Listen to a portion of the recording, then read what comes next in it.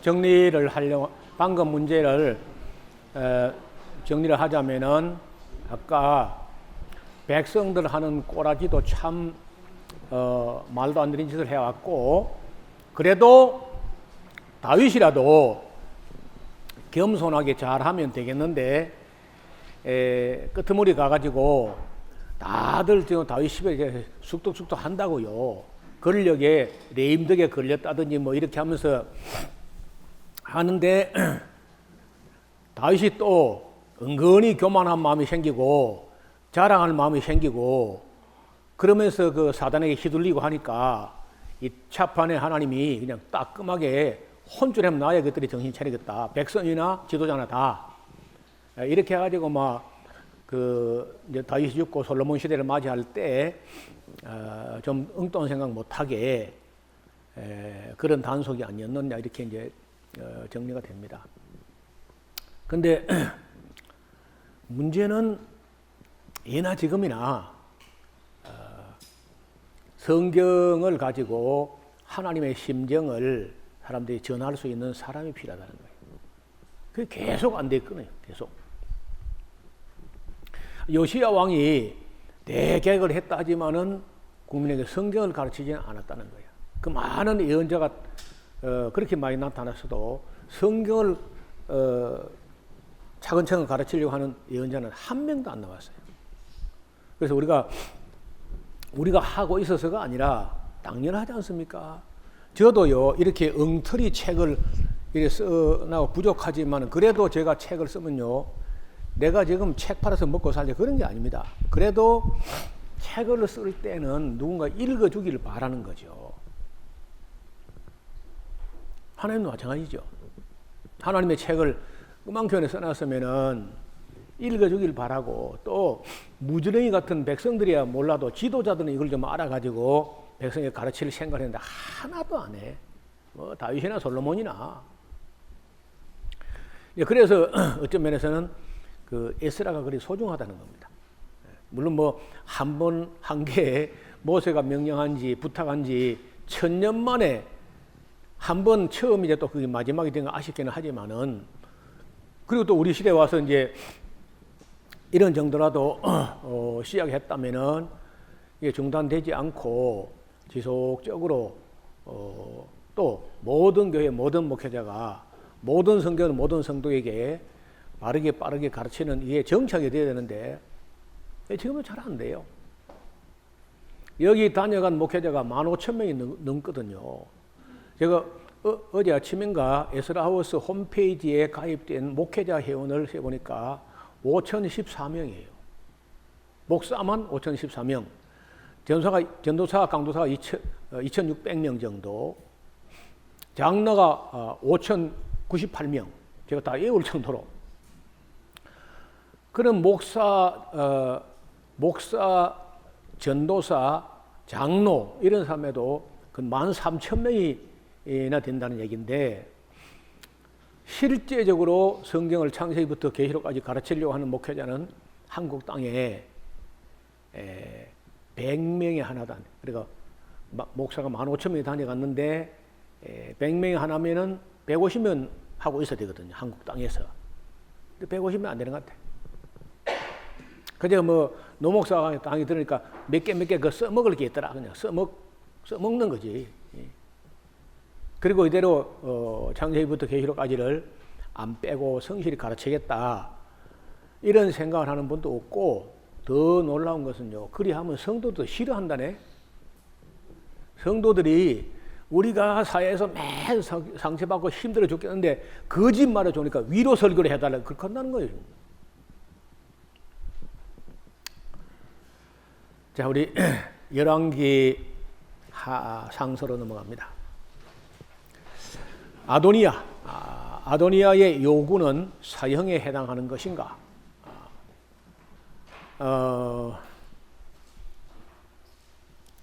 자기 아버지 다윗이 노년에 너무 몸이 차가우니까 신하들이 이제 배려해가지고 처녀를 갖다 동녀를 수냄 여인을 갖다가 다윗의 품에 뒀는데 아버지가 죽고 나니까 뭐 아버지 손도 안 댔죠. 그러니까 뭐 그걸 꼭 어머니가 해야 될 얘기는 모르겠는데 어떻든 그 아도니아가 그 여자가 얼마나 예뻤는지는 모르지만은 그걸 요구했다가 이제 솔로몬에게 죽임을 당하게 되는 거죠. 그런데 그게 사형에 해당하는 것인가? 또 그 13장에 보면은 죽은 선지자에게 내린 그 선지자가 바로 안 가고 엉뚱한 길로 가다가 가지 말라는 길 가다 죽었잖아요. 그 형벌이 너무 가혹한 거 아닌가 또. 이런 것도 보면요. 방금 우리가 말씀 나누던 그 내용의 연장선상에서 보면은 선지자까지 그렇게 말을 안 들으면 어떡하냐. 우리가 하나님 말씀을 맡았으면은 더하지 말고 빼지 말고 모르는 거 하나서 좀 아는 데는 최선을 다해서 아는 대로 해야 되는데 그렇게 빼고 생략하고 제멋대로 해석하고 이기적으로 해석하고 이렇게 하면 안 되는 거죠. 나봇의 포도밭. 나봇은 값을 정당하게 지불하고 사겠다는 거 아니면 그렇죠?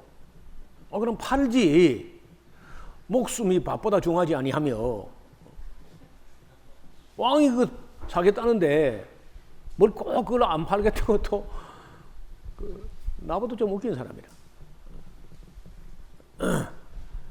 그래서 나봇 문제는요 사실은 아합이 나쁜 게 아니라 직접적으로 이세벨이 나쁜 거 아닌가? 그렇죠? 이세벨 그런데 하나님께서 왜 이세벨에게 화를 낸 게 아니고 아합에게 화를 왜 내시는 거예요? 우리 남자들 잘 드러나야 돼요. 사모님 잘못해도 벌은 목사님 받는 수가 있어. 그 점도 한번 생각해 보시고 또 아합을 죽여야 되는데 하나님께서 아합을 죽이려고 할 때 거짓말하는 천사를 거짓 선자 입에 넣어 가지고 그래서 꼭 그렇게 죽여야 했을까? 그거는 아니면 이물라에는 미가야가 환상만 그려 본 것이고 실제로 그려 한 건 아닌 것인가? 아니면 실제로 그런 걸 천국 의전회의에서 그런 논의가 되는 걸 정말 봤다는 말인가? 하나님께서 아합을 죽이는데 꼭 그 방법밖에 없었을까?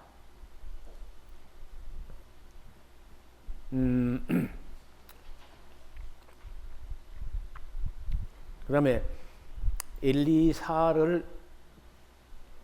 엘리야를 부르러 온 사람들이 50명에서 100명 다 죽었죠. 부르러 갔다가 그렇죠? 그 부르러 간 사람이 뭐 파서 죽을 만한 죄가 있나?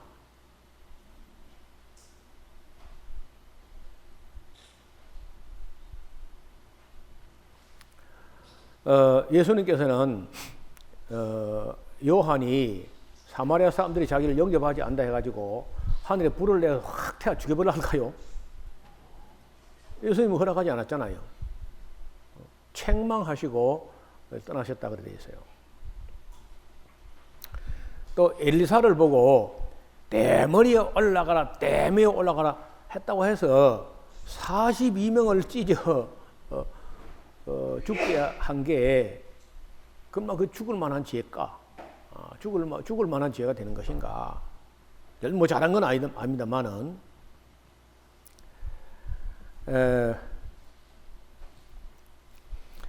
열왕기하서 3장 27절에 이에 자기 위를 이을 왕이 될 마다들을 취하여 성 위에서 번제를 드린지라 이스라엘에게 크게 통분함이 임하여 저희가 떠나 각기 고국으로 돌아갔다. 이게 무슨 말일까?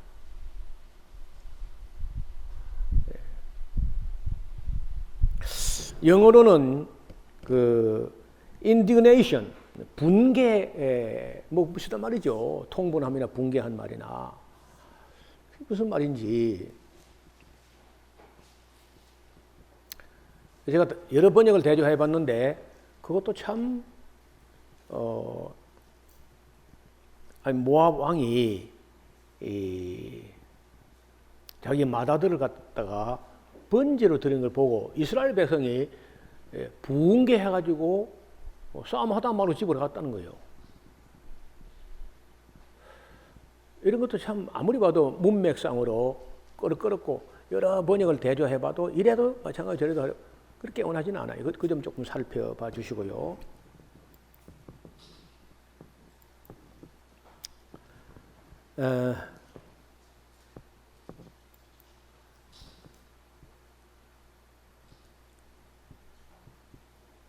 예. 일단 너무 나가지 말고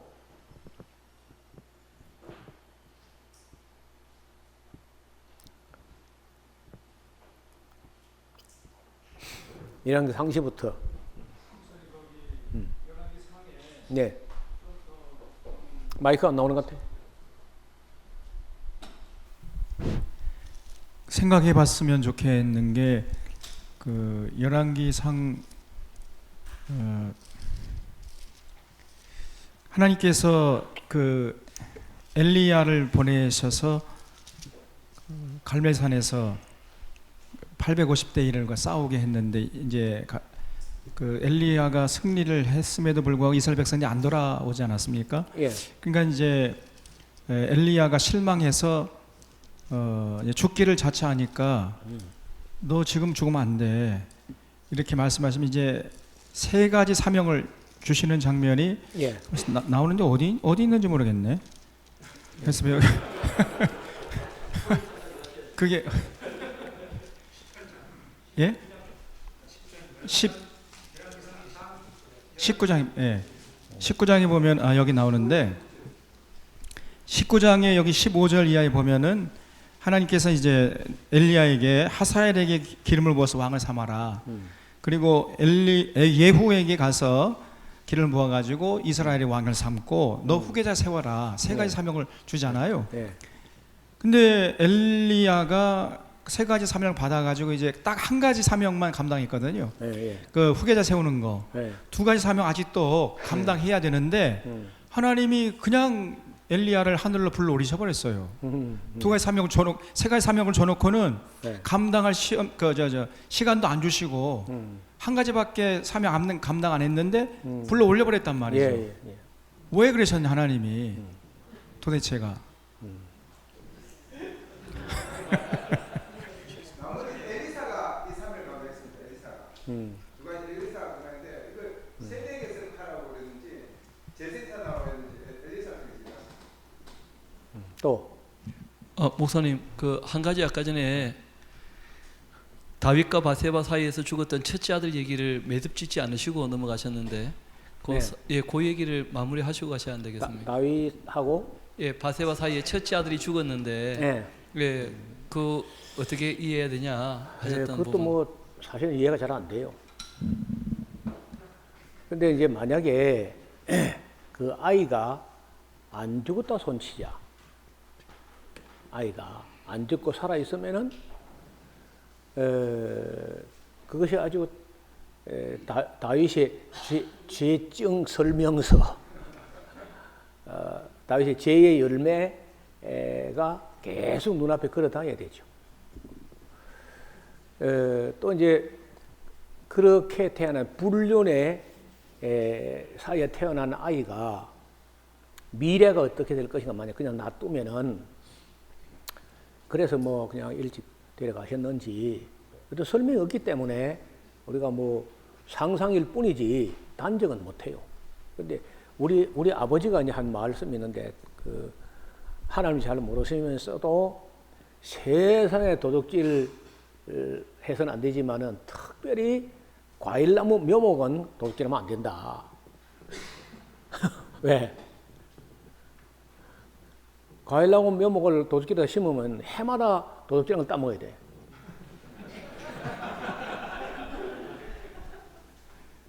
그래서 어떤 도둑질 해도 안 돼요. 특별히 과일나무 묘목을 그런 일이 있거든요. 빼가는, 심었는데 빼가는 그런 짓은 해야 안 된다. 그리고 아버지는 뭐 공부도 하신 분도 아니고 정말 제가 보기로는 존경스러울 만큼 정직하게 사심 없이 사셨어요. 너무 존경스러울 만큼 그렇게 사셨는데 가끔 그렇게 아주 철학적인 말씀을 하시는 거예요. 술 한 잔 드시면 더 하고 어디 가서 배울 데가 없는데 판소리를 합니다. 춘향전도 하고 놀부전도 하고 쑥대머리도 하고 뭐 여러 가지 해요 진짜. 대개 술 한 잔 드시면 그렇게 해요. 술을 평생에 조금 드셨는데 술 먹고 어디 가서 실수하는 건 우리 평생에 본 적이 없고 그 술 한 잔 먹으면은 속에 깊은 말, 잘 참던 말을 근데 그 좋게 며느리들이 잘 듣게 이렇게 이야기를 하시고 그런데 그 기억이 나요. 과일나무를 훔쳐 심으면은 해마다 도둑질한 걸 따먹어야 된다. 그래서 그 아이가 만약 살아 있으면은 다윗이 심히 더 괴로웠을 거 아닌가. 죽고 나니까 그 뒤에 아이가 또 낳잖아요. 낳았을 때 다윗이 또 걱정을 하죠. 지난번에 태어난 걸 하나님 데려간데 이거 데려가지 않겠는가 하고 일말에 불안 심리가 있는데 나단을 보내가지고 그 아들 다윗은 이름을 솔로몬이라 지어놨는데 그 나단이 여디디아라는 이름을 가져와요.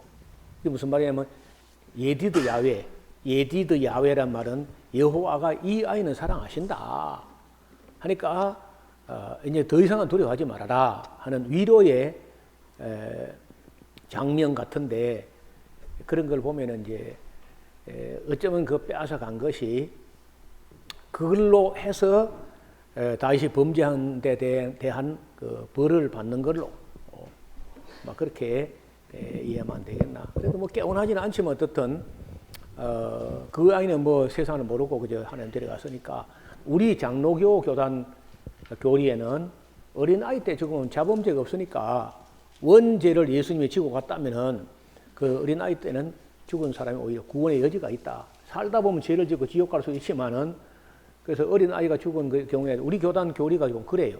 맞는지 안 맞는지는 모르겠는데 침례교는 무조건 안 된다는 거예요. 침례교는요 거듭나지 아니하면 거기 걸려서 지옥 간다는 거예요. 전부 다. 모르겠습니다. 천국 가봐야 이제 알겠는데. 목사님 그 말씀에 네. 그 역대 상서 쪽 의견도 좀 참고하셔서 이야기했으면 더 좋을 것 같습니다. 말씀하세요.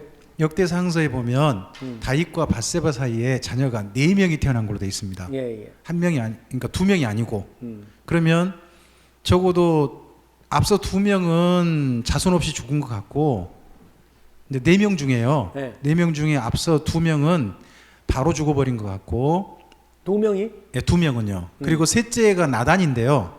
나단의 그 계보는 나중에 그 마리아 계보로 가는 게 누가복음에 나옵니다. 예. 그리고 그 다음에 솔로몬은 넷째였거든요. 넷째로 태어난 걸로 돼 있거든요. 거기 이야기가. 그럼 그 앞서서 한 명만 죽었다가 아니라 2명 죽은 것을 다윗이 봤을 거고 나단도 뭐 결혼은 했지만 얘까지 낳았지만 빨리 죽은 게 아니겠는가. 그리 보이고요. 그러다 보니까 솔로몬이 나중에 나는 혼자 뭐 독자다라는 이야기를 하는 이유가 형제가 거의 없이 혼자 거의 살게 된 어머니 스라에서는 사실은 그런 얘기 때문에 그런 게 보이거든요. 그러면은 한 명의 문제가 아니라 더 많은 문제가 되는 거고요. 그리고 하나 더 가보면 그 다윗이 밧세바 사이에 범죄하고 난 다음에 그것만 있는 게 아니라 암논 죽었고요. 다말이 비극적으로 살게 되고요. 거기다 또 압살롬 죽고요. 그럼. 이렇게 되거든요. 그러니까 다윗의 범죄 후에 사실 자녀가 여러 명이 죽어요. 여러 명이 죽거든요.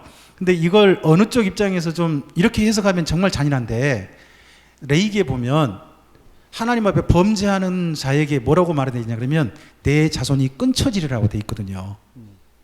다윗이 범한 죄로만 다윗은 안 죽었지만 실제 책임져야 될 죄가 다윗 가문에게 실질적으로 나타났다 하는 걸로도 볼 수 있다고 보거든요.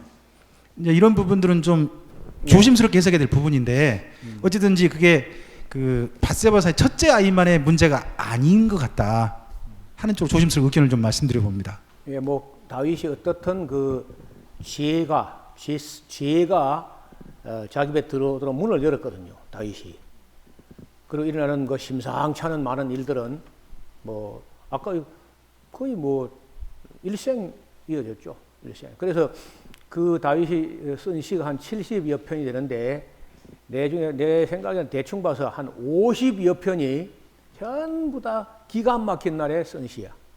또 밝고 명랑한 시는 별로 없고 다 암울하고 기가 막히고 뭐 심할때 저주시 막 이런 것들이 나오고 또 내 원수가 왜 이렇게 많습니까 하는 그런 시편도 있고 천하 모든 사람을 다 거짓말쟁이입니다.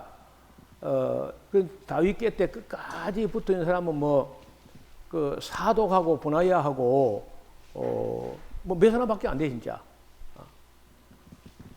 그리고 그 군사 몇 사람 그 두목들 몇 사람하고 그래서 보면은 다 다윗같이 그가 뭐 우리아의 아내 밧세바 사건 외에는 대체로 다 그만한 인물이 어디 있습니까? 심지어 하나님도 이시의 아들 다윗은 만나니 내 마음에 합한 사람이라고 하실 정도로 정말 그 순전하고 정직하고 공의롭고 성실하고 이렇게 했는데도 백성들은 걸핏하면 배반하고 등지고 모반하고 반역하고 그래서 지금도 우리가 지금 제 설교 지금 범위가 다윗 이야기가 아직 끝이 안 났거든요. 지금 사무엘 하서 뒷부분 지금 설교하고 있으니까 정말 그 깜빡하는 순간에 가장 충직한 자기 외인 부대의 용병이죠. 햇사람이니까 그걸 죽이고 그 안에서 빼앗았던 그 엄청난 죄악이 그 죄악을 두고 아마 그런 어떤 면에 그런 또 실수가 없었다면요 다시 또 교만으로 갔을지 몰라요. 또 사람이란 게 여러분 이 사람이 그렇습니다. 뭘 좀 하면 교만하고 안 하면 태만하고 그래요. 그러니 다윗이 그냥 막 통해한 게 아니라 베개가 썩을 정도로 울었다 하니까 그래서 만세에 킹 데이비드 하는데 그의 그 위대한 점은 자기 죄를 뭐 정당화하거나 아니면 은폐하거나 하지 않고 솔직하게 내가 범죄하였노라 했을 때 또 나단도 그래요. 나단도 빨리 그 죄를 덮으려고 했습니다. 덮어서 당신이 자기 죄를 제하기 때문에 당신이 죽지는 아니하지만은 집안에 죄가 들어오는 문을 당신이 열어놓은 거요. 그런 얘기를 하는데 그 말대로 다윗이 일생에 집에서 칼이 떠나지 않고 그런 게 있습니다. 그래서 그 다윗을 많이 겸손하게 한 거 아니냐. 그렇게 겸손하게 하다가 마지막에 그래 잘 나왔는데 깜빡하는 순간에 또 마귀가 충동을 하니까 그새 교만한 생각이 들어가지고 내가 그래도 이만큼 되는데 했다는 거예요.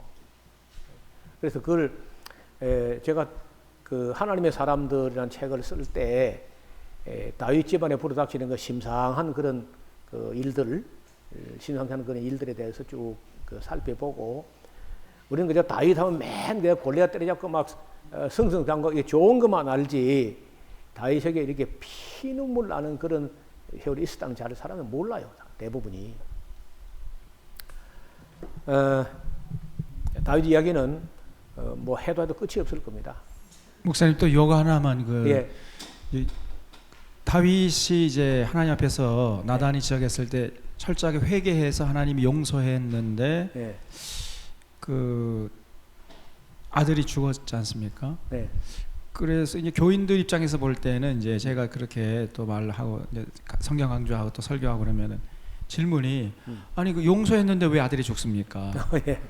용서하고 그러니까 죄를 지은 것을 용서하는 거하고 죄값을 치러야 된다는 것은 다른 문제냐. 이런 거에 대해서 질문하는데 어떻게 대답하면 좋을까요? 용서한 것 때문에 당신이 죽지 아니한다. 그거죠. 왜냐하면 자기가 최고 재판장 아닙니까? 다윗이. 다윗을 재판할 재판관은 없어요. 땅에서는. 그래서 천상제 나단이 자기가 최고 재판장이니까 자기가 재판하게 제3자 입장에서 해서 죽어야 하고 토생한 거 4배 갚아야 된다. 아주 공정한 재판이거든요. 그대로 하면 자기 죽어야 돼. 그런데 만약에 그 나단이 와서 그 이야기 했을 때 당신이 그 사람이요 했을 때 다윗이 밖에 아무도 없느냐? 항상 있죠. 그럼 껌보자기 싸가지고 나가면 나단밖에 모르니까. 그런데 다윗이 그렇게 또 믿음 없는 사람 아니거든요. 그러니까 그걸 솔직히 나단 앞에 내가 여호와께 범죄하였노라 하니까 하나님 잽싸게 당신이 자백했기 때문에 당신이 용서했기 때문에 죽진 않지만은 당신이 뿌린 건 당신이 거둬야 된다. 악을 밭깔고 독을 뿌린 사람 반드시 이제 그 괴악한 열매를 거둔다는 이 철칙을 벗어나지 못하는 거라. 그래서 그 분리가 됩니다. 용서하신 건 다윗이 안 죽은 것이고, 그 다음에 거기에 대한 또 징벌이라는 것은 그 사건이 기록됨으로 해가지고 다윗뿐 아니라 오고 오는 세대에 다윗 이야기를 읽는 모든 사람들은 감개가 되는 거죠. 용서 받을 수 있으나 자기가 뿌린 거는 자기가 거둘 수밖에 없다. 무서운 얘기죠. 그래서 우리가 어떤 그 멀쩡한 판자에 모서를 박았다가 뺄 수는 있지만요, 흔적은 남습니다. 안 박은 것처럼 내릴 수는 없어요. 반드시 그 흔적이 남다는 거예요. 다윗에게는 너무 큰 흔적이죠. 그래서 이것이 다윗에게만 해당되는 게 아니라 오고는 세대의 수많은 지도자들, 뭐 목사들, 뭐 성추행, 성폭행, 이런 거 뭐 끝없이 나오잖아요. 아마 제일 많은 범죄가 그런 걸 겁니다. 너무 그 여성들도 그래. 여성은 너무 철딱서니 없이 그 목사한테 뭐하러 가요? 갈 이유가 없지 않소, 그게? 나는 난 그 3.1교회 누구 전병욱도 좋은 사람 아니지만은요, 그 여자들이 정신이 나간 거예요. 그럼 뭐하러 가, 거기? 사모님 있으면 됐지. 그거 다 마귀에게 충동질 당한 사람이 거기 끌려가는 겁니다. 절대 안 가는 게 좋아요. 갈 일도 없고, 소실. 저는 그래서 주방에서 뭐 자기들끼리 하는 건 하지만요, 어지간하면 뭐 여자들 그 일을 안 합니다. 일평생에. 그래서 잘 하는 거 아니야. 그러니까 이것이 또 어디까지 연결이 되냐면은 예수님의 십자가의 은혜, 죄 용서 여기까지 이것이 이제 넓혀져 가지고요. 그럼 우리가 예수님에게 이제 용서를 받지만은 그러나 징벌은 또 다른 문제다. 그러니까 우리가 이제 하나님 앞에 지은 죄가 있는데 예. 그 지은 죄를 예수님이 십자가의 보혈로 우리를 용서해줬다. 예. 그래서 사실 교회의 근거가 이제 거기에 예. 있다고 볼 수 있는데, 그런데 이제 용서는 용서고 예. 또 징벌은 또 다른 문제다. 당연하죠. 예. 이렇게 이거를 이제 교인들이 아주 헷갈려 하거든요. 간단하게 혼동스러워하고. 용서했기 때문에 지옥은 안 가지만 벌 받은 걸 땅에서 다 받아야 돼요. 안 받으면 세상 관계 정지 안 받습니다. 우리가 세상에서 지은 죄는요, 여기서 다 받고 가야 돼요. 그걸 다 숨기고 벌도 안 받고 가면 큰일 난 소리 있는 거죠. 그 바울이 하는 말이, 우리가 그 세상에 판단 받는 것은 세상 관계 정지함을 받지 않게 하려 합니다. 그래서 만약에 금생뿐이면 바울이 우리가 세상에 가장 불쌍한 자다. 조금만 잘못해도 반드시 벌 받고 그런다는 거예요. 조금만 잘못해도. 어떤 세상 사람들은요, 아무리 죄를 지어도 벌도 안 받고 뺑 돌아서면 양이 태어나고 뺑 돌아서면 소가 태어나고 그 집 소는 영나고 새끼를 베고 항상 평안하고 그 시편 73편 기자가 참 곤란하다는 거야. 아무리 봐도 자기는 뭐 조금만 잘못 얻어 터지고 그런데 왜 이리 평안하냐 저 사람들 악인들이 보라 저희들은 악인들이 항상 평안하고 재산 늘어난다. 그러니까 예수 믿는 사람들은 잘못하면요 벌을 받아야 되고 또 하나님의 천벌이 임하기 전에 교회가 그 징벌을 해야 돼. 건징을. 근데 그 교회가 안 하고 있죠 지금 현재 오늘 교회가. 건징하면 딴 교회 가버리니까. 그래서 지금 현재는 교회가 건징도 다 죽어버렸고 내가 이 믿음들도 이렇게 보면은 대부분이 그런 성경도 잘 모르는 오해와 착각 속의 믿음이지 행함도 없고 사랑도 없고 그런 믿음이 정말 믿음이겠느냐. 저는 볼 때 다윗이 하나님의 백성이기 때문에 자기가 잘못한 것에 대해서는 충분히 받았다고 봐요. 땅에서. 그래서 용서받았기 때문에 땅에서도 죽지 않았고 이제 그 다윗이 죄 문제를 해소하는 것은 예수님 피로 2000년 후에 1000년 후에 오실 예수님이지만은 그 예수님 피로 다윗 죄도 용서됐다고 봅니다. 네, 나갈까요? 진도를. 아도니아 아까 얘기했죠. 그 아도니아의 요구가 사형에 해당했느냐? 저는 볼 때 뭐 그 사형에 해당한다고 볼 수 있고 솔로몬이 벼르고 있었다고 봐요. 아도니아 그 사람이 그런 사람이니까 그 뭐 당장 이렇게 반역했다 해서 손보면 곤란하니까 봐준 한 분 안 용서하는데 무리한 요구한 것 그걸 구실 삼아 가지고 처리하지 않겠나.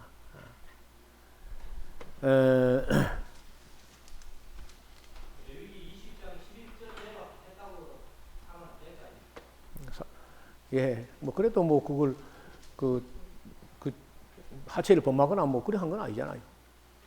요구한 것 정도지. 예.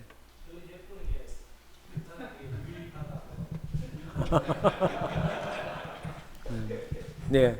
그보다도 제 생각에는 어떤 그 정치적인 목적이 있지 않았을까. 그러니까. 예, 그래서 그 아도니아를 살려놓으면 그 왕자기 때문에 솔로몬의 정권이 아직은 그렇게 확고하게 서 있지 않은 상태에서 상당히 나라가 어지러울 수 있는 빌미를 제공할 수 있겠다 이런 차원이 아닌가 이렇게 생각을 해봅니다. 저 생각도 크게 다르지 않다는 거예요. 사람이 거기 가담됐던 사람이 좀 있잖아요 또. 그러니까 그 수계를 잘라놔 버려야 그 뒤가 또 조용할 수 있고 어떻든 그날 이후에 이제 그 하나하나 만 3년에 걸쳐서 숙청이 진행되죠. 시무이라든지 요압이라든지 뭐 이런 거 그렇게 다 정리하고 그 숙청하고 나니까 나라가 솔로몬의 손에서 견고하여졌다 이런 말이 나와요. 3장인가 보면은. 그러니까 그 정치하는 세계라는 게요. 그 예나 지금이나 별 차이가 없는 것 같아요. 그리고 그저께 우리 교회에서 했던 이야기인데 그래도요. 세상 어떤 역사에 권력을 왕의 자리를 두고 아들 녀석하고 아들 녀석의 애비를 보고 칼을 대미는 이런 흔한 일은 아닙니다. 중국 역사에 그런 게 있었고 산헤립이라는 사람이 자기 아들이 맞아 죽죠. 뭐 그런 정도지 동서고금을 통해서 아무리 권력이 좋다지만은 살아있는 자기 아버지를 죽이려고 하는 그런 일은 정말 흔한 일은 아니거든요. 정말 다윗은 그럴 때 다윗이 아바피 말도 못하고 울면서 신발을 맨발로 기드론 시내를 넘어갔다 그런 얘기 나와요. 그래 다윗이 전부 다 자기가 뿌린 걸로 그렇게 생각하잖아요. 그래서 시므이가 막 뒷걸음을 날리고 돌멩이 던져 저주를 퍼붓고 하니까 아비새가 아이고 저 썩은 개 같은 게 가서 모가지를 똑딱 아웃고 왔을까요? 아이고 스루야의 아들들아 너희가 내게 무슨 상관이 있다고 그래. 여호와께서 시므에게 다윗을 저주하라고 해서 하는 거예요. 좀 가만히 있으면 모르면 좀 그런 얘기 하거든요. 다윗이. 그래서 내가 이보다 훨씬 더 부끄러운 수욕을 묵묵히 다 받아 삼킬 때 좀 돼야 하나님 나를 긍휼히 여기실지 모르니까 너희는 가만히 있으라고. 다윗이 그런 자세로 이게 다 자기가 뿌린 걸 자기가 거둔다 하는 마음으로 그렇게 받아들였다는 거예요. 그런 것도 참 다윗은 위대한 점이에요. 아마 그래서 하나님도 다윗 여러분 다윗이 뭐 범죄하고 불행스러운 거 많이 있지만 그래도 다윗이라는 이름이 성경 전체에 검은 밤하늘의 별처럼 그리 빛이 난다는 거예요. 여러 가지 면에서 그런 인물이 많지 않은 거라.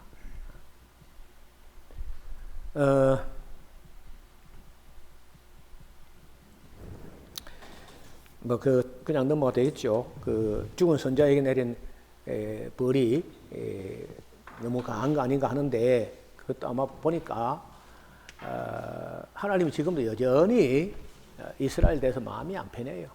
그런데 거기서 지도자라고 하는 예언자라고 하는 게 그렇게 하나님 말씀을 건성으로 그러니까 제일 사울 왕이 뭐 크게 악을 행한 게 아니라 하나님 말씀을 건성으로 듣다. 건성으로. 여러분 그렇게 걸면요. 나는 우리 대한민국 목사가 다 건성에 걸려. 하나님 말씀은 건성죄. 건성으로 듣는다. 대충 듣는다. 요점만 본다. 이게 작은 죄겠냐고. 하나님 말씀을 이렇게 받았으면 이걸 안 빼먹고 상실해가지고 정해야지. 뭐 성도들이 좋아할 만한 거 다 잘된다 복준다 그런 거 빼다가 그 설교하고 어떻게 심판면하겠어요. 얼마나 많이 빼먹고 말이에요. 우리가 뭘 빼먹을 권한이 있나요? 어떤 성경도 우리가 배제할 권한이 없잖아요. 그런 거 볼 때 우리가 예언자가 왔던 길로 가라 해서 가지 말라 그랬어요. 그럼 피해봐요. 그러니까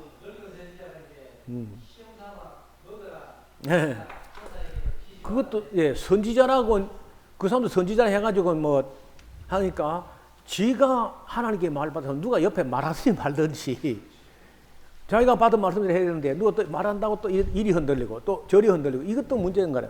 그러면은 오늘 목사들이요 얼마나 흔들리고 있습니까? 이 신학자 이렇게 말하는 흔들리고 아니 그래 하나님 말씀 알아듣긴 알아들었나 도대체가 우리가 예수 십자가 부활 그것만 전하면 된다고 어디 그런 말이 나오냐고. 그래서 뭐 세상적인 것 같으면 그건 너무 강악한 것 같아요. 빵 먹고 물 먹기 그게 죽을 만한 죄냐 할 수 있지만은 지금 이스라엘 백성들이 그 제사장 나라 백성이 되려면요 정말 그래서는 안 되는데 예언자까지 심지어 아까 교만하고 다윗이 사대에 휘둘리는 다윗까지 막 휘둘리고 하니까 그래서 그걸 정말 하나님 중심으로 이렇게 본다면은 어느 정도 이해가 되는 게 아니냐 그런 거예요.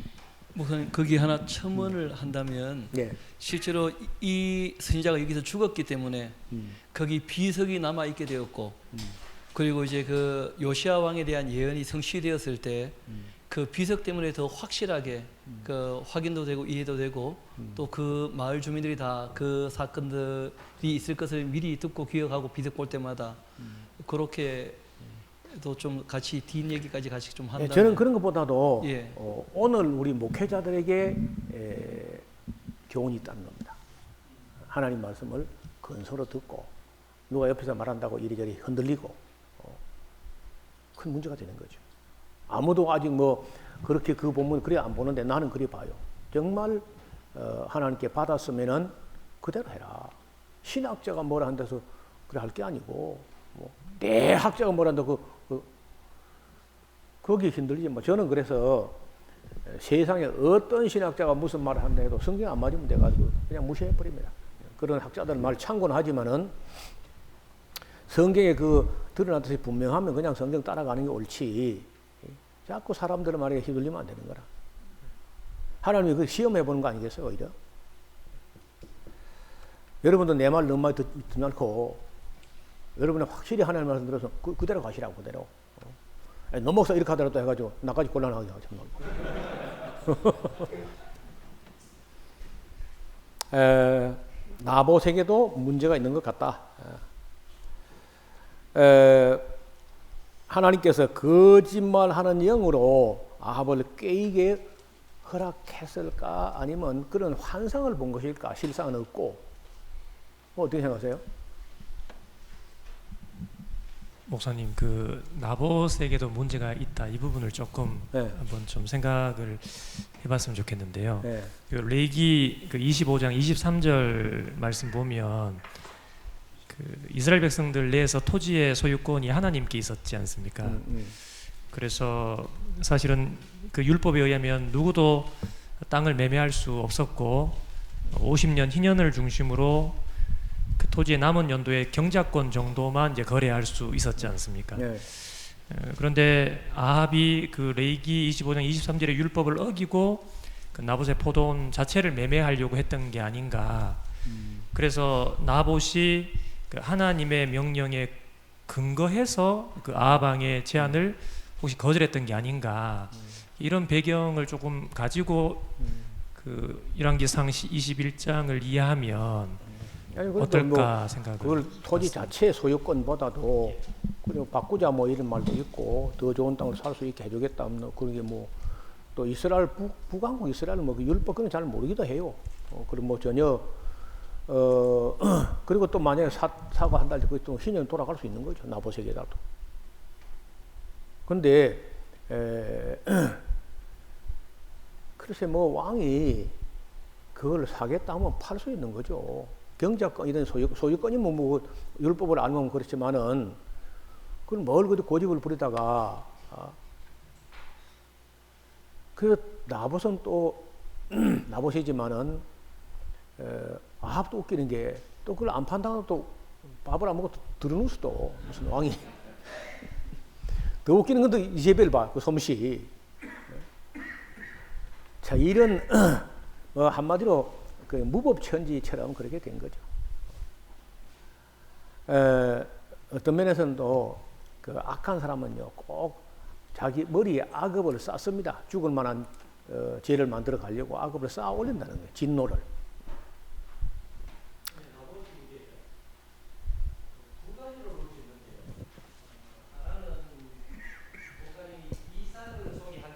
소유냐 존재냐, 예? 소유냐 존재냐 예, 예, 예. 하는 그 중요성을 이제 존재를 안 택하고 소유를 택했다 이렇게 볼 수 있고요.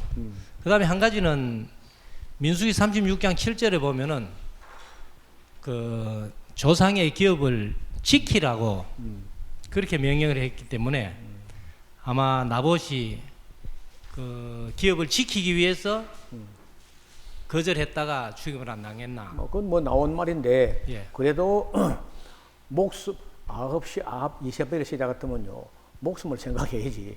그 그러니까 지키는 이제- 거는 팔 수 있는 문제거든요. 예, 첫째는 존재냐 소유냐 존재냐 했을 때는 그거는 잘못이라고 이제 인정하지만은 또 민수기 36장 7절에서 조상의 기업을 지켜라고 말씀한 거 그것을 보면은 나봇이 오히려 잘한 일이 아니냐 이렇게도 볼 수 있잖아요. 글쎄 일반적으로 이제 뭐 신앙 안에서 보면 잘한 걸로 이렇게 생각하지만은 토지를 지킨다 해가지고 팔지 못한다는 그런 거 아닙니다. 팔 수 있고 50년 되면 또 돌아오니까. 그리고 또 팔았다가도 또 뭐 물를 수 있잖아요. 1년 후에 1년 안에 또 물를 수도 있고 뭐 이런데 어떤 걸 뭐 기어이 그렇게 고집을 부리다가 그 아합 같으면 문제가 없을 것 같아요. 그렇죠. 근데 그 뒤에 아합보다 무서운 이세벨이 있으니까 결국은 이제 나봇이 죽었다는 거예요. 저는 참 뭐 그런 것이 성경에 기록되어 있는데 그 앞으로도 그래요. 앞으로도 우리가 우리 뭐 그런 그 토지 제도 자체가 우리는 다르기 때문에 뭐 그럴 일도 없지만은 어떻든 소유가 존재하는 걸 생각을 해봐야 돼. 존재가 위태로울 정도로 소유를 탐닉하다가는 그건 미련한 일이거든요. 제가 요즘 그 읽고 있는 책 중에 아까 얘기했던 그 헨리 데이빗 소로라는 사람이 그 정말 그 머리가 수제인데 만약에 45살에 안 죽었으면은 그 19세기의 철학자다 할 수 있어요. 위대한 사람이다. 요새 그 책을 읽어보고 있는데, 야, 참. 내가 왜 미국 나라에 인두세를 내가 왜 내야 되느냐? 그 세의 근거가 뭐냐? 6년을 안 내요. 세금을 안 내는 거요. 잡으러 와도 안 내. 그 잡혀가 감옥에 들어가요. 그래 감옥에 들어갔는데, 그것도 합리화적이 않다는 거라. 인두세표도 얼마 돼도 안 해요. 몇 분 돼도 안 한 걸 안 내가지고 감옥 들어가. 감옥 들어가는 그 사람도 그렇지만은, 그냥 놔두니 나지. 나를 갖다 감옥에 넣어놓으면 네가 밥 심으려면 해야 되고, 국가 경비 들어야 되고, 뭐 하는 짓이냐, 이게. 그래서 그 시민 불복종 운동이라는 그런 책을 쓰면서 정치하는 사람들이 이른바 형식 민주주의, 정말로 국민을 주인으로 생각 안 하면서 형식만 민주주의를 하면서 국민에게 피를 짜먹는 이런 악한 정부는 없는 게 훨씬 낫다. 그 아나키스트라고 무정부주의 뭐 이런 것들인데 아나키즘이라고 그 사람 책머리에 제일 먼저 가장 좋은 정부는 가장 적게 다스리는 정부다. 이런 말로 시작해요. 그래서 뭐 별 것도 아닌 걸 가지고 사람들을 갖다 민주주의라고 속이면서 세금을 아론 루소가 미국 사람이 내는 세금 항목을 쭉 나뉘는데요. 결혼세가 있던데요. 미국에. 그게 무슨 세가 그런 세가. 하여튼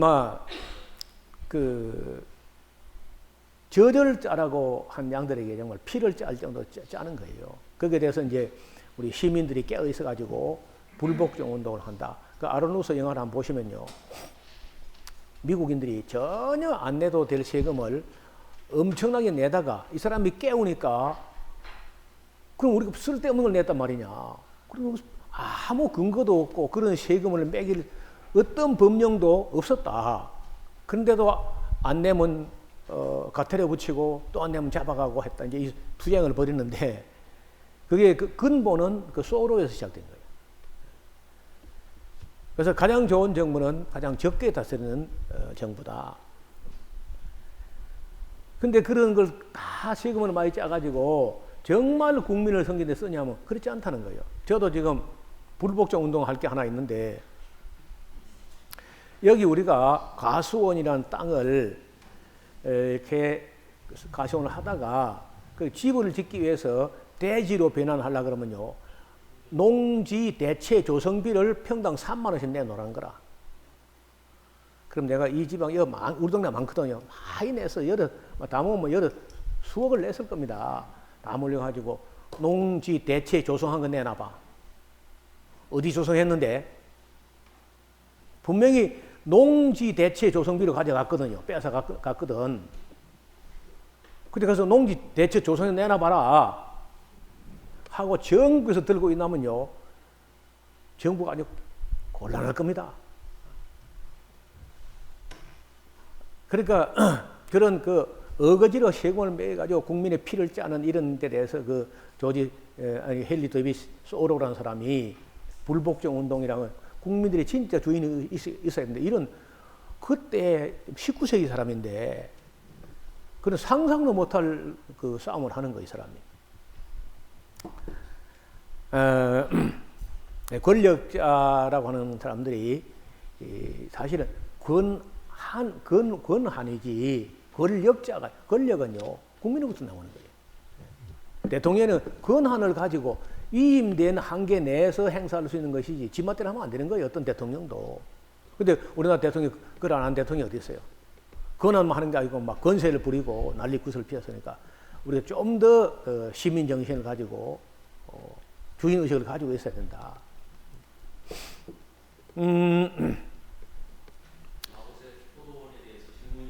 예. 이 아합이 나봇의 포도원이 그냥 요신이 나서 그걸 달라고 한 게 아닌가요? 자세히 읽어보면 그 아름다운 포도원을 뺏어가지고 자기 채소밭으로 쓰겠다고 예. 예. 한 것에 어떤 의도가 있는 것인지. 나는 뭐 그대로 믿습니다. 채소밭에 있다. 자기 집 가까이 있다는 겁니다. 그러니까 너는 네 집 가까이 내가 밭을 사주고 그 자네 밭이 내 집 가까이 궁궐 가까이 있으니까 하는 말이 있다는 거죠. 채소밭을 삼겠다. 뭐 그거는 뭐 거기에 뭐 시비 걸 건 없을 것 같아요. 근데 뭐 채소 심어보도 못하고 죽었죠.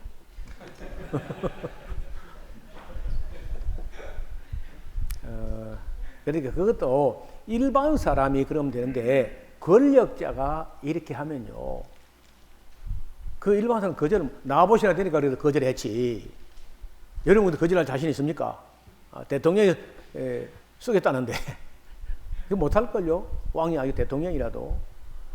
그러니까 권력자는 사는 것도 조심해야 돼, 사실은. 예.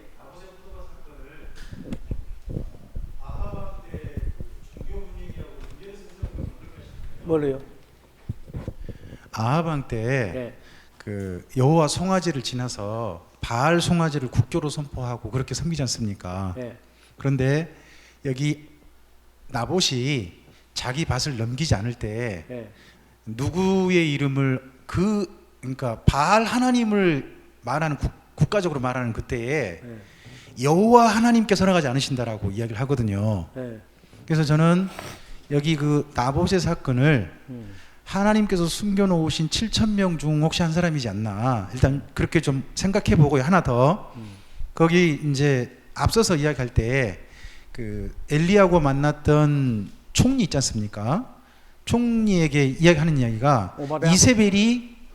이세벨이 여호와의 선지자를 죽일 때라고 돼 있거든요. 네. 그 나라 전체를 바알 송아지 나라로 만들면서 참된 여호와 제사장, 여호와 선지자들은 죽였다고 봅니다. 그런 사람 가운데 이 나봇 사건도 하나가 있었고 거기 그다음 보면 이세벨이 편집할 때 뭐라고 돼 있냐 그러면 그 나봇이 왕하고 하나님을 저주에 데리고 나옵니다. 여호와로 돼 있지 않습니다. 근데 그때 그 엘리야가 했던 이야기가 여호와가 하나님인지 바알이 하나님인지 선택하라고 그러지 않습니까? 그런 그 갈멜산 이야기 있었지 않습니까? 그럼 여기 이세벨이 말하는 하나님이란 여호와 하나님이 아니라 바알 하나님부터 저는 보는 것이 옳다고 봅니다. 그런다면은 왕의 거절을 거쳤을 뿐만 아니라 누구의 이름을 안 주냐 그러면 여호와 이름을 안 주는 거니까 결국 그러니까 여기 나봇은 단순하게 소유나 존재의 문제가 아니라 그 요구를 하는 그 아하방이 바알을 하나님으로 섬기는 사람이라고 생각했기 때문에 자기는 여호와 하나님을 섬기는 사람이라 줄 수 없다 하는 쪽으로 보면 어떨지 저는 진짜부터 이런 생각을 가지고 또 그렇게 좀 말씀을 드려왔거든요. 그런 쪽으로도 여기 이때 그 종교 분위기 전체적인 지금 엘리야 이야기도 언급돼 있으니까 네. 그런 쪽으로도 이걸 취급해서 이야기해 보시면 어떨까 싶습니다만. 네, 뭐 그럴 수도 있겠죠.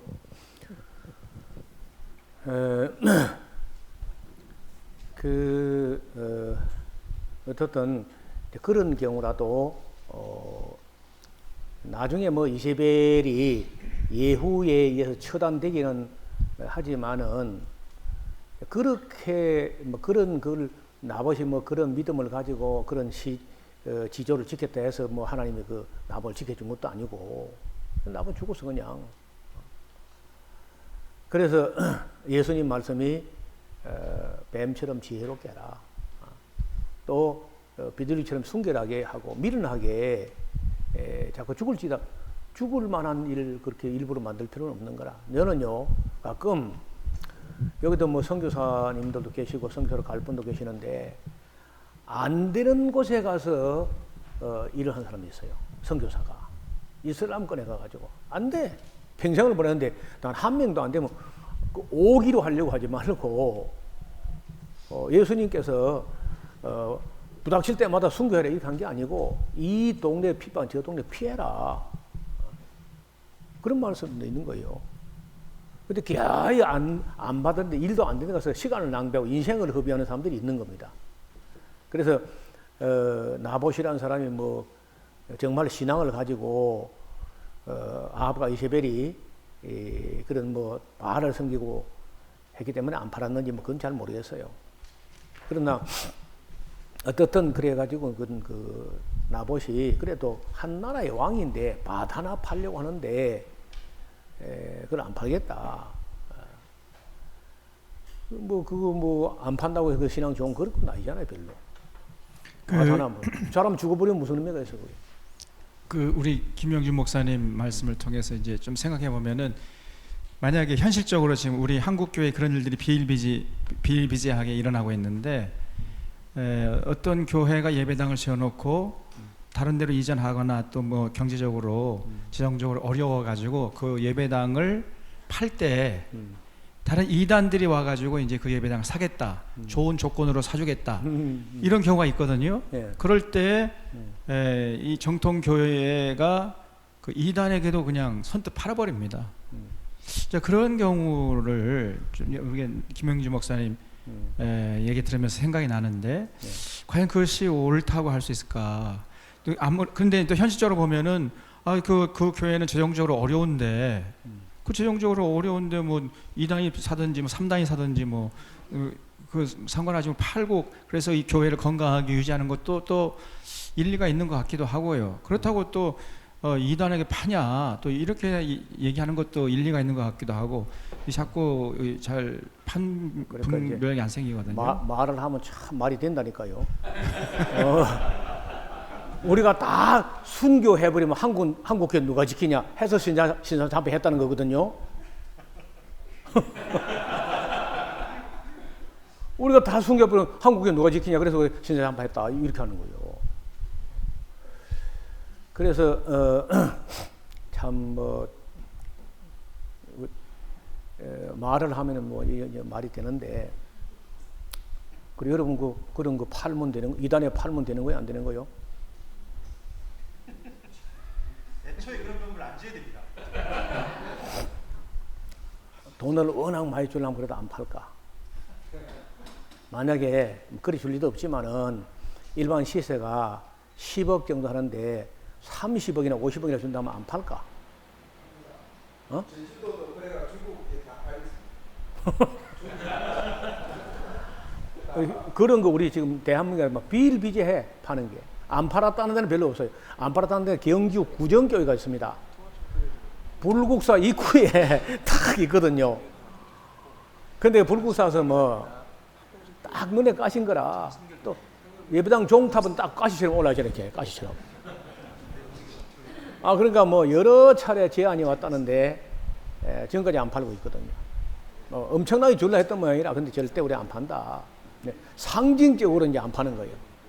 반면에 우리 마산의 무학산 밑에 예배당하고 그 절하고요. 딱 사람 하나 지나갈 만큼 그 길이 있고 딱 붙어 있어. 큰 절이고 예배당 그리 크지는 않았는데 결국은요 그 절에서 워낙 돈을 많이 주니까 팔아버리다. 그리고 이 자본주의 세계는요 돈이 까딱하면 하나님 위에 올라간다는 거예요. 그래서 나봇이 뭐 안 팔은 걸 잘했다고 할 수 있는 것도 아니고 그렇다고 뭐 그게 뭐 죽은 게 잘한 것도 그것도 아닌 거라.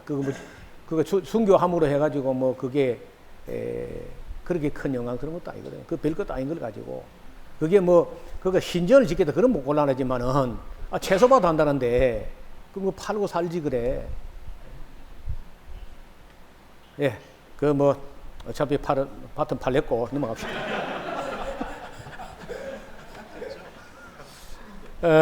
다 죽었는데 뭐 그 다음에 11개 하서 갑니다. 엘리야가 불을 내려서 100명씩을 태워 죽게 한 것은 참 그 심부름 온 사람 죄가 없잖아요. 심부름 시킨 아합은 죄가 있지만은 심부름 온 그 사람들은 나중에 이제 세 번째 온 사람은 조심해서 와가지고 당신은 이 50명과 50분장의 생명 기보소서 해가지고 막 세 번째 간 사람 살지 50명이 그 100명 앞에 가면 죽었잖아. 그런 거 보면은 참 구약을 볼 때 이거 사사 건건 이렇게 참 오늘날 우리가 윤리적으로 생각하면 어려운 게 많습니다. 쉽게 얼른 넘어가지 않는 게 많다는 거예요. 에녹과 엘리야는 육체가 죽음을 보지 않고 올라갔어. 그렇죠? 그 부활한 건가? 예? 그럼 그냥 변화됐다고 생각합니다. 혼련이 순식간에 변화됐다. 어떤 분은 요한계시록 11장에 내려와서 돌아가시는 두 분이 그분을 아닐까? 해를 육체를 가지고 내려와서 죽었다가 아니 그러니까 그분들이 지금 다 안 죽으셨으니까 이 두 분이 내려오셔가지고 육체를 가지고 죽었다가 부활에 승천하는 것으로 그렇게 생각하시는 분들도 있으시더라고요. 예. 그렇게 보더라고요. 그러니까 일단은 지금 육체로 올라가 있고 내려올 때 육체로 내려와가지고 또 한번 죽어가지고 부활에 올라간다. 한번 죽어야 되지 않습니까? 다 죄아의 태어났는데 예. 안 죽는 것도 있잖아. 혼련이 순식간에 변화되니까 안 죽잖아요. 그리고 변화되는 것은 변화되는 것이니까. 그러니까 그 사람들 들러 올라갈 때 이미 변화되었으면 끝나는 거지. 그 인침을 받지는 않지 않습니까? 인침 받은 사람들이 변화되는 게 아닙니까? 나팔 불 때. 그렇긴 한데 그 사람 따로 인신 받았는지 모르는 거지. 모르는데 그렇게 보기도 한다고. 예. 어떻든 이 사람들은 무덤이 없으니까 엘리사를 보고 대머리에 올라가라 한다 해가지고 42명의 청년들이 찢겨 죽었다. 어떻게 해야 돼요?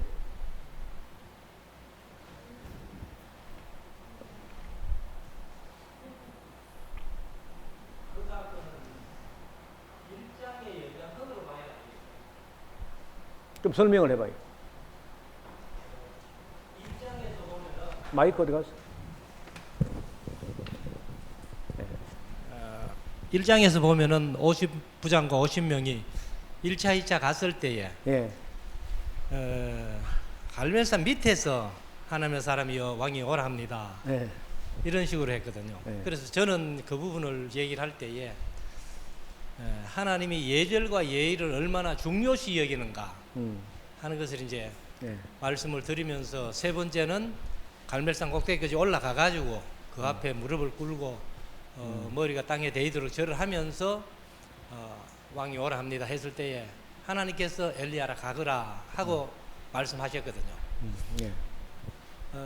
그래서 예절과 예의를 그렇게 중요하게 여기시는 하나님이신데 이제 2장에서 그 아이들이 엘리사를 보고 대머리 올라가라 어른을 보고 아이들이 그렇게 했으니까 1장에서 연장선상에서 예절과 예의를 하나님이 중요하게 여기신 것을 교훈해 주는 말씀이다. 이렇게. 예. 그러니까 나는 아까 어떤 분하고 이야기를 한 중에 그 인도네시아에서는 예배 드리러 갈 때만큼은 자기 집에서 가장 깨끗하고 좋은 정장을 빼입고 간다. 절대로 반바지나 쓰리바를 찌질 꺾고 안 간다는 거예요. 신앙은 좋은지 안 좋은지 모르지만 그 점만 우리가 배울 만하다 그런 얘기를 해요. 근데 걔가 그 얘기를 날마다 할 수는 없고 우리 교회에서 여러 차례 했는데 안 지켜져. 옷을 아무거나 입고 와요. 예배 시간에. 하나님께서 우리가 예배라는 것은 예를 갖추어 경배한다 하는 뜻이거든요. 예배라는 말 자체가 우리말로 하면 그래요. 그러면 할 수 있으면 가장 경건하고 단정하고 또 정장을 해야 되고 그래야 하는데 요즘 사람들은 막 이게 예사가 돼버렸어요. 근데 이런 게 이 세속주의 문화가 교회가 제일 심한 것 같아. 교회가, 기독교. 그러니까 중동 이슬람권에 있는 사람들이 볼 때 여자들이 막 가슴을 다 내놓고 막 다리를 다 내놓고 막 배꼽을 내놓고 이러면요, 그게 기독교 문화권 문화거든 그게. 그러니까 거의 창녀 취급을 합니다. 심지어 인도네시아 지금 선교하는 분이 우리는 개고기 돼지고기 안 먹습니다. 그러니까 이 사람들 깜짝 놀라더라는 거예요. 무슨 소리냐? 우리가 당신들 더럽게 여기고 가정스럽게 여기는 게 개고기 돼지고기 먹기 때문에 너희를 가정스럽게 여긴다 하면서 진짜 안 먹냐 하더래요. 우리 진짜 안 먹다니까 아유 대단히 저기들이 잘못 봤다 하면서 그때부터는 결혼식 주례도 붙하고 이러더라는 거예요. 그래서 우리가 그 개고기 돼지고기 먹어도 아무 남는 것도 없고 남는 건 대장암이나 남지 뭐 남는 게 있습니까? 그런 거라도 우리가 참 경건한 게 지킬 걸 지켜야 되는데 이거 허락하고 저거 포기하고 막 이거 내줘버리고 막 이렇게 사람 편한 대로 다 내주고 다 내주고 사람 육신의 욕구도 다 해버리니까 우리 예배 보세요. 우리가 원래가 주일날 아침에 예배 드리고 해가 질 때에 저녁 소재처럼 저녁 예배 드리고 하는 거 아니야. 근데 지금 해가 질 때 저녁 소재처럼 드린 예배 어디 있어 다. 점심 먹고 뺑 돌아서 예배하고 뭐 집에 다 가버리지.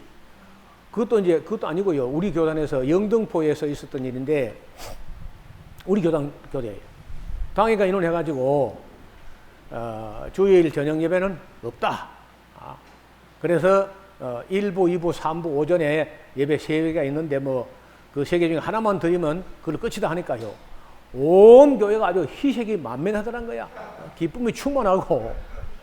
그래서 내가 그 소식을 듣자, 그럼 낮 예배까지 피했으면 얼마나 좋아했겠나, 그냥. 그래, 계속 우리가 사람들 행편에 계속 맞추면서 모든 윤리나 모든 예절 다 파괴하고 있어요. 완전 세속주의로 우리가 가는 거야. 그래서 지킬 걸 좀 나는 고신척부터라도 좀 지켰으면 좋겠어, 그걸 갖다가. 우리 통합이야 뭐 이런 양 내놔도 손 치더라도 말이야.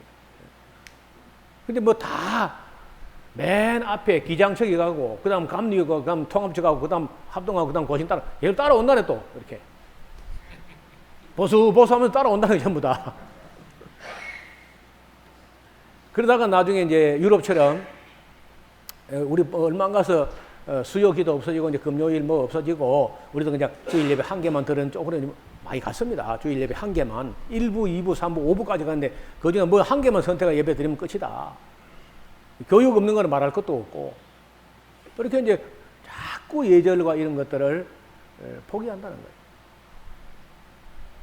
거예요. 그래서 우리 육신의 소욕을 따라서 너무 우리가 포기한 게 너무 많다. 지킬 걸 지키지 못하고 자꾸 포기하는 거예요.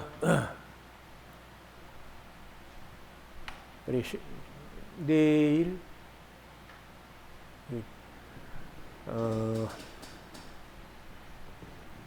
이건 아까 어떻게 하냐? 이 통분함이란 말 이거 어떻게 봐야 돼? 왜 이 사람들이 모압 왕이 황태자 될 사람을 번제에 들은 것 때문에 왜 이스라엘이 통분해 가지고 집에 갔다는 거예요? 그게 무슨 말이죠? 누가 번역이 잘못된 것 같으면 한번 번역을 한번 손보든지 뭐 말이 돼야 되거든 그게. 목사님 제가 얼마 전에 이제 이 본문 목사님 네. 2차 대하설교를 했는데요. 저는 이 부분을 그동안 신학자들이 어떻게 이 부분을 설교했나 그 부분들을 좀 참고해서 제가 정리를 한 내용인데요. 열왕기하 3장 27절 하반절에 이스라엘에게 크게 경노함이 임함에 저는 개역 개정을 씁니다, 목사님. 경노? 예, 경노함이 임함에 그들이 떠나 각기 곡으로 돌아갔더라 이렇게 되어 있습니다. 그래서 저는 이 부분을 어떻게 설교를 했냐면 이 큰 경노함은 모압 왕이 행한 제사의 결과로서 이스라엘 연합군에게 금오수 신의 진노가 임했던 것이 아닙니다. 금오수의 진노가 아니라 아마도 하나님의 진노로 해석을 해야 하는 게 아닌가 싶습니다. 아마도 이스라엘 연합군이 모압의 수도를 점령하려고 할 때에 구체적인 내용은 알 수 없으나 이스라엘 연합군에게 어떤 하나님의 진노하심이 임했고 그 하나님의 진노하심으로 이스라엘 연합군이 모압의 수도를 마저 점령하지 못하고 허무하게 해산되었음을 말하는 것으로 보입니다. 이는 여호람의 불신앙적 태도를 심판하시고 여호사밧의 미온적 신앙 태도를 경책하시고자 그들이 기대했던 완전한 승리를 하나님께서 허락하지 않으셨던 것으로 해석할 수 있지 않나 싶습니다. 이스라엘 연합군이 모압에게 객관적인 승리를 거두었지만 마무리를 하지 못하게 하심으로 굉장히 찜찜한 마음으로 고국으로 돌아가도록 하나님께서 이번 전쟁을 마무리 지으신 것이 아닌가 싶다. 이렇게 저는 설명을 했거든요. 목사님. 뭐 이의가 없나요? 이해가 되었습니까? 예. 그렇게 보는 것도 괜찮을 듯 하고요. 그 일전에 한번 그 케제프 이 경로라고 하는 말에 네. 그 옛날 단어 중에는 의미가 여러 가지 있는 경우들이 있지 않습니까? 예. 거기 나무 가지가 부서져 분열된다 이런 의미도 있다 그러더라고요. 그러니까 이 내용이 그 이에 자기 왕위에 이어 왕이 될 맏아들을 데려와 성 위에서 번제를 드리는 이 괴악한 짓을 하게 되어지니까 이스라엘 백성들이 크게 분열이 일어났다. 저놈하고 싸우자 아니면 돌아가자 이렇게 하다 보니까 흐지부지 다 흩어진 것으로 분열이 일어났다. 예, 분열. 그러니까 이 해석을 경로라고 하는 이 가장 큰 의미는 경로라는 해석이 있는데 그런데 거기 다른 뜻이 또 하나 있는 것이 나무 가지가 부서져 분열되다 이런 의미가 있더라고요. 보니까 케제프라고 하는 이 단어가 그렇게 되어지면 그 아주 회개망측한 짓을 하게 되어지니까 저놈하고 싸울 것인가 말 것인가 이렇게 다투다가 분열이 일어나가지고 크게 그 다 그냥 흩어져 돌아간 것으로 그렇게 보는 것도 가능하지 않겠는가? 이 문제도 이제 지금 개정판에 어찌 되어 있죠? 경로라고 되어 있습니다. 경로. 예, 예. 그 경로 한다고 집을 가면 안 되죠. 전쟁하다 그 먼 길 와가지고 경로하면 싸워야지. 그러니까 그 또 경로도 번역이 온당한 거 아니야.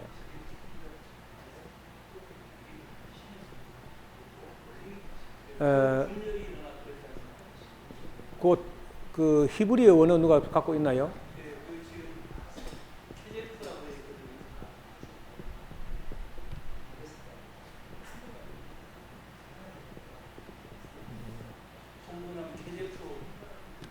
제일 첫 번째가 경로, 분노, 노여움, 성을 내다 하는 의미가 있고 두 번째가 부서진 조각, 나무 조각, 분열되다 이런 의미가 있다고 되어 있습니다. 분열되다. 예, 자, 요 문제도 일단 문제가 의제가 나왔던 거니까 우리 김성 목사님하고 챙겨서 한번 어떻게 번역을 하면은 매끄러운 원만하게 이해가 될 수 있겠는지를 해서 그 홈페이지에 좀 올려놓으시기 바랍니다. 그다음에 제가 여기 번역 대조를 해봤는데 당황하여 아니면 이스라엘 군을 진을 두고 본국으로 들어갔다. 통분함이, 경로함이 이렇게 여러 가지가 나왔는데 어떻게 해도 문장 자체가 매끄럽지가 않아요. 제가 대조를 다 해봤는데 그 다음에 이것만 하고 마칠까요? 히스기야의 정치는 정말 바르게 한 것인가? 또 헵시바는 그 이름처럼 정말 좋은 사람이었나?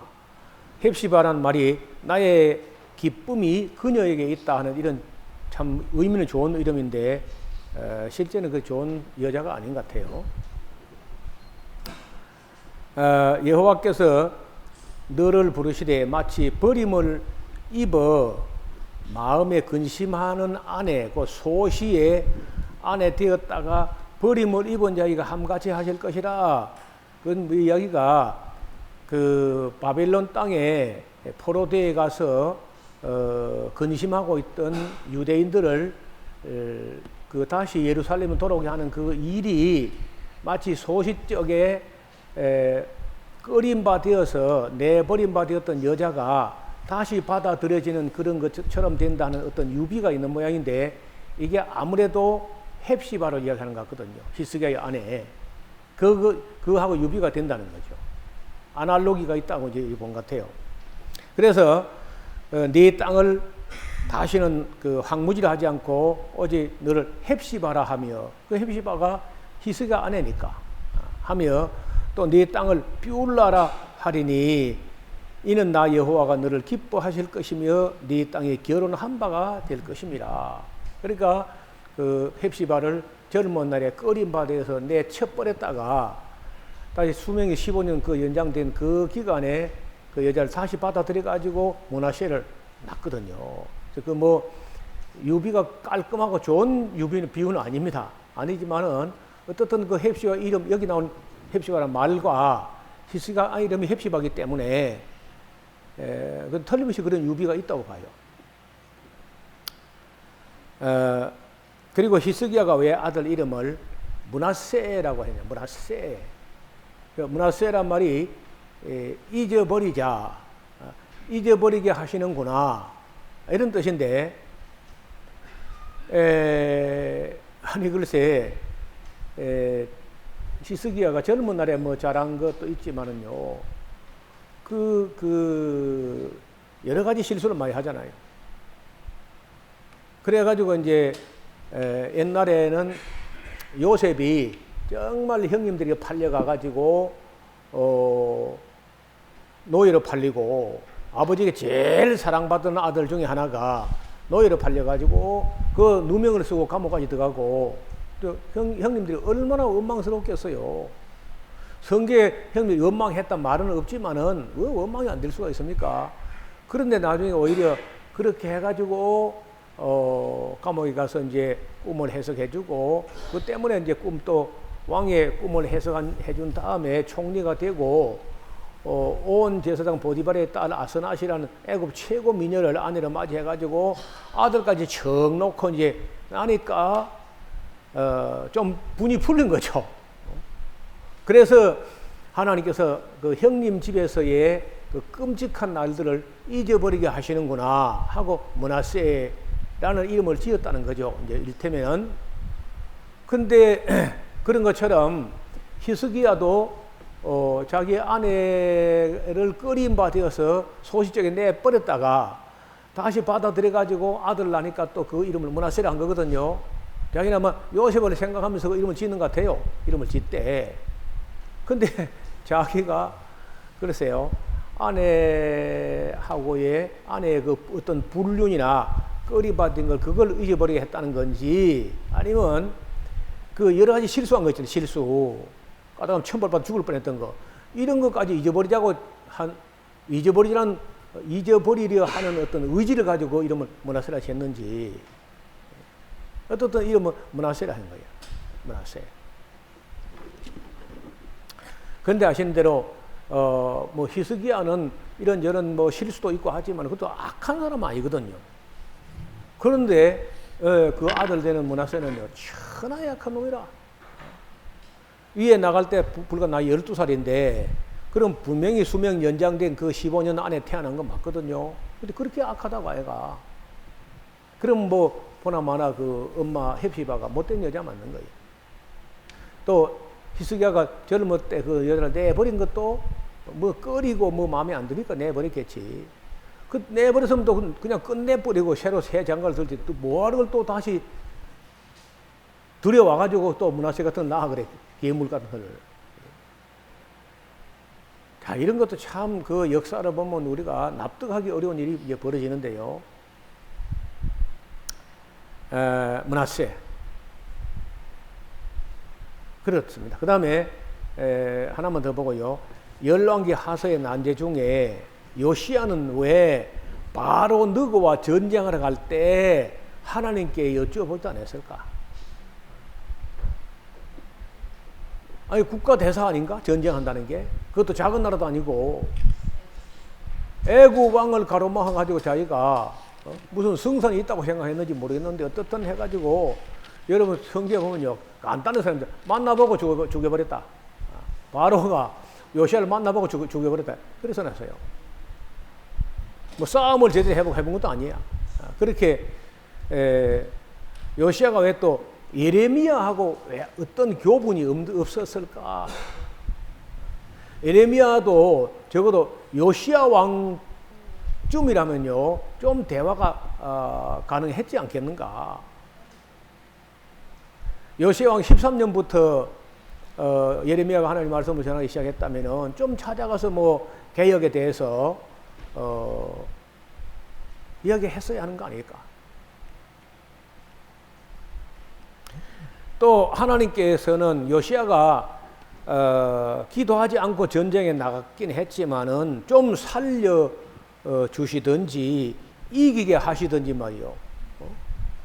할 수 있는 거 아닌가 하나님이라면은? 그 얼마나 그 열심히 개혁을 했고 요시야와 같이 마음을 다하고 성품을 다해 여호와의 율법을 온전히 준행하는 사람 전에도 없고 후에도 없어서 이 정도로 하면은 그래도 다른 사람 몰라도 요시야 정도는 하나님이 지켜주실 만 했지 않겠는가?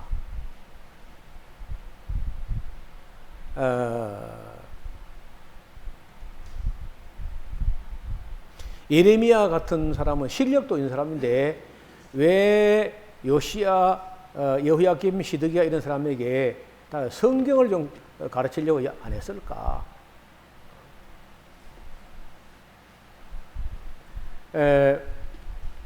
바벨론 포로의 방법이 아니라도 요시야와 예레미야가 협력을 해서 온전한 개혁과 교육으로 이스라엘 땅에서 무슨 신앙을 정상화할 수 있는 어떤 그런 회복이 불가능했을까? 나는 예레미야가 40년씩이나 사역을 했고 또 요시야 같은 그런 훌륭한 임금이 있었다면은 협력해서 무슨 좀 개혁이 가능했을 수 있을 텐데 왜 그게 안 이루어졌을까? 그런 아쉽다는 거죠. 저는 볼 때 예언자가 아무리 경건하고 똑똑하고 해도 예언자만의 힘으로는 안 돼요. 왜 에스라 느헤미야 때 그만한 개혁이 일어나느냐? 느헤미야가 총독이기 때문에 그 가능한 거예요. 에스라 혼자 가면 잘 안 될 수 있어요. 근데 느헤미야라는 이 행정가와 총독과 학자의 에스라가 힘을 합하니까 이런 일이 일어난 거거든요. 근데 제일 좋은 기회가 이스라엘 전 역사에 가장 좋은 기회가 율법책이 발견됐잖아요. 요시야 때. 그 예레미야가 그때 그 곁에 있었던 그 위대한 학자가 11개 상하서를 다 기록할 만한 정도의 실력자 그 예레미야가 그 시대에 같이 살았는데 왜 둘이 조우가 없었느냐는 거예요. 네.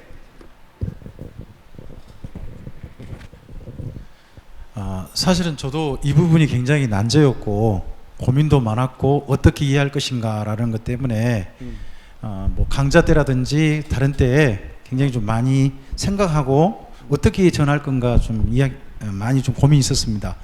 근데 이때를 좀 참고해 볼 만한 게 요시야는 참 열심히 하는데 이때 선지자가 2명이 있지 않습니까?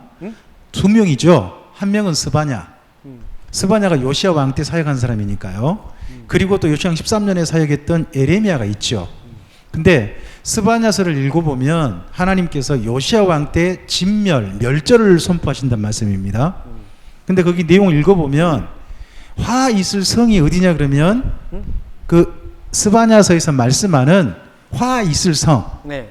그 성이 바로 예루살렘 성이거든요. 그럼요. 거기가 어느 왕 때냐 그러면 요시야 왕 때거든요.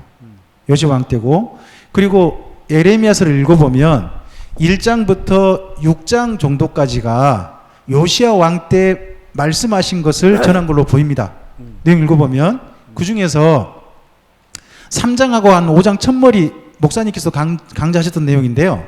3장에서 보면 하나님께서 좀 후회하신 내용이 있습니다. 이랬으면 어쨌을까 하는 내용이 그 남유다 대신에 진작 망해버린 북이스라엘을 이 예루살렘에 데려왔으면 어땠을까 하시는 이야기를 하는 게 3장이거든요. 그 말은 그리고 이제 5장 1절을 가보면 예루살렘 거리를 다 다녀봐라. 이 중에서 한 명이 제대로 된 사람이 있다면 이 성을 멸망시키지 않겠다라는 말씀이 있어요. 근데 그때가 어느 왕 때냐 그러면 요시야 왕 때거든요. 그러면 이렇게 볼 수 있다고 생각합니다. 요시야 왕도 열심히 사역을 했고 최선을 다해 사역을 했고 스바냐도 나타났고 그리고 예레미야도 사역했지만 거기 이미 남유다 사람들은 므낫세 때 그 죄에 물들어서 요시야 왕 혼자 했지 나머지 사람들은 전혀 바뀌지 않았다. 아무리 이들이 사역해도. 그러므로 하나님께서는 결국은 요시야 왕의 사역에도 불구하고 므낫세 때문에 생겼던 진노를 진행할 수밖에 없으셨다. 이렇게 보는 게 가장 적절해 보입니다. 그러니까 지도자가 좋은 지도자가 나타났지만 백성들은 그 죄에서 전혀 달라지려고 하지 않았다. 그 목사님께서 이런 강좌하시죠. 마지막 멸망의 원인의 고집, 죄를 향한 고집, 그 부분으로 그렇게 이해해 볼 수 있지 않는가. 그 상황을 그렇게 봅니다. 네. 좀 이해가 좀 됐어요? 그래서 이제 하나님께서 이제 하는 게 뭐냐 하면은 예레미야를 보고 너 가서 이 백성을 교육해봐라 한 게 없어요, 솔직히. 그 요시야가 뭐 반짝 뭘 했지만은 교육도 보면요, 워낙 무지하면 잘 안 돼요. 교육이라는 게 쉽지 않은 거예요. 지금도 어려운데. 지금부터 2500년 전 그런 때인데 어려운 거죠. 그래서 아마도 그 바벨론에 가지 않고는 안 될 이유가 뭔가 하면은 예나 지금이나 지금 이 시간도 사대주의 근성이 늘 있어요. 항상 큰 나라는 뭐가 있을 거다. 미국이 그리 나쁠 리가 있나? 이렇게 하면서 큰 나라는 복을 받아서 그 신이 위대해가지고 큰 나라가 아니겠는가. 이 사대주의 근성이 예나 지금은 있다고. 그래서 그들이 그 당시 최고 막강한 나라라고 하는 바벨론에 가서 그 바벨론의 마르둑이나 그 신들이 아무것도 아니다 하는 것을 깨닫기까지 그런 교육이 해야 되지. 지금 그 워낙 무지막지한 시대에 성경 교육 해봐도 안 되는 거예요, 사실은요. 그래서 아마도 바벨론에 가서 아시는 대로 뭐 한 가지 확실하게 해야 됐죠. 우상숭배하러 끝난 거.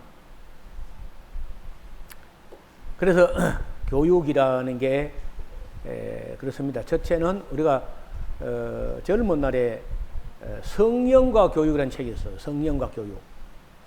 그럼 책이 좀 어려운 책인데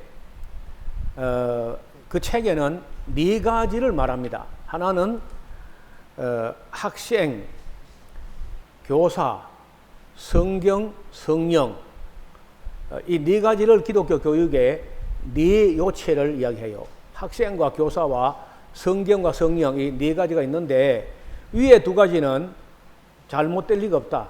성령과 성경은 잘못될 리가 하자가 없다는 겁니다. 아무 문제 없어요. 밑에 교사와 학생은 둘 다 문제가 있을 수 있다.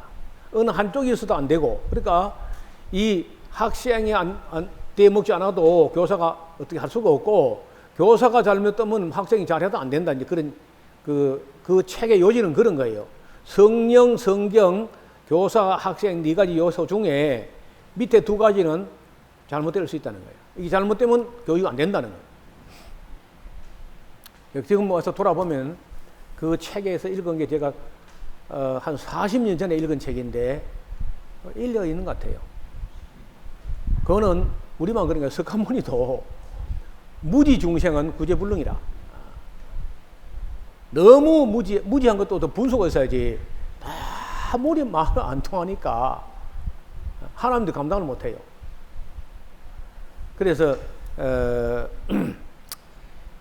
마지막으로 저 그때 한번 그래 요시야 때 반짝했잖아요.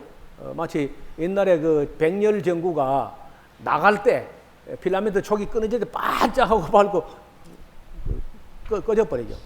그런 것처럼 요시야는 마지막 등불이었지만은 백성들의 죄가 너무 깊어지니까 요시야라도 예레미야라도 심지어 하나님이라도 어떻게 할 수 없는 데가 있다. 예를 들어요. 우리는 그저 기도하면 다 된다. 하나님이 항상 다 된다. 뭐 예수님 다 할 수 있다. 뭐 이런 좀 무지한 말을 많이 하는데 아시는 대로 예루살렘에 있는 바리새인들, 서기관들, 율법학자 예수님과도 안 됐습니다. 12사도가 다 됩니다. 안 됐어요. 그래서 교사와 학생이라는 이 두 가지 요체는 다 하자가 있을 수 있어요. 근데 교사가 중요한 거야. 교사가 잘 안 돼버리면요, 이 나머지 세 개가 다 끝나버려요. 아무 의미가 없습니다. 그래서 이제 우리가 그 책을 공부할 때 성령과 교육이라는 책인데 지금 나온지 모르겠어요. 굉장히 그걸 40년 전에 읽었는데 그 내용은 아직도 머리에 남아 있습니다. 우리가 학생들이 우리가 배우는 성도들이 참 좋으면 좋겠는데 예수님이 옥토라는 얘기도 했잖아요. 근데 교사가 잘못되면 옥토고 다 쓸데없는 일이야.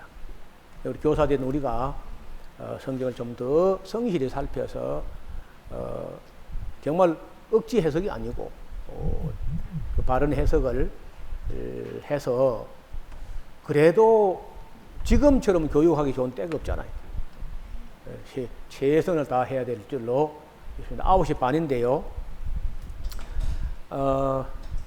마치고 나서 우리가 한 30분 동안 그 좀 지역별로 어떻게 권역을 나눠서 만남을 만들어 볼까요?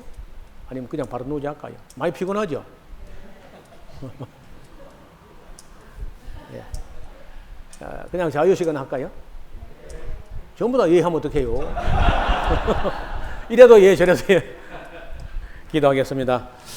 자비로우신 하나님 아버지 감사합니다. 구약에 우리가 여러 가지 난제를 놓고 또 이렇게 저렇게 이야기해 보지만은 생각하는 것이나 보는 것이나 깨닫는 것이 둔하여 때로는 어려움을 겪습니다.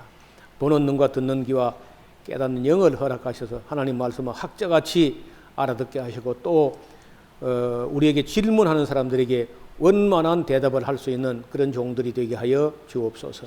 오늘 자고 쉴 때에 우리 몸에 쌓인 풀려가 풀려가시오. 내일도 주님과 함께 동행할 수 있도록 도와주옵소서. 예수님 이름으로 기도하옵나이다. 아멘. 감사합니다.